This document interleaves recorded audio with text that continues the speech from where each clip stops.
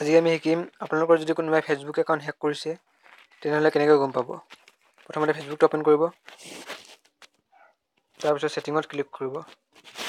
ছেটিঙত click কৰাৰ পিছত account ছেটিঙত click কৰিব। ইয়াত ছিকিউৰিটি এণ্ড লগইন অপশ্যনটো আছে, তাত ক্লিক কৰিব। ক্লিক কৰাৰ পিছত ইয়াত লিখা আছে where you are login in, see মৰত ক্লিক কৰক।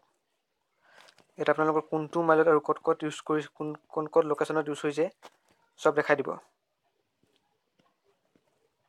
তাৰপিছত ইয়াত যিকেইটা মোবাইল বা লোকেশ্যন আপুনি ইউজ কৰা নাছিলে সেইকেইটা ইয়াৰ পৰা লগ আউটো কৰিব পাৰিব। যেনেকৈ এইটো লগ আউট আছে, লগ আউট কৰি দিয়ক। মন গ'লে আপোনালোকে গোটেইখিনি একেবাৰে লগ আউট কৰিব পাৰি। ইয়াত লগ আউট কৰাৰ পিছত আপুনি আপোনাৰ নিজৰ যিটো পাছৱৰ্ড আছিলে ইয়াত চেঞ্জ পাছৱৰ্ড যাই আপুনি পাছৱৰ্ডটো চেঞ্জ কৰি দিব। চেঞ্জ কৰাৰ পিছত আপোনাৰ একাউণ্টটো ছেফ থাকিব। গতিকে ভিডিঅ'টো ভাল লাগিল যদি লাইক, শ্বেয়াৰ, ছাবস্ক্ৰাইব কৰি দিব।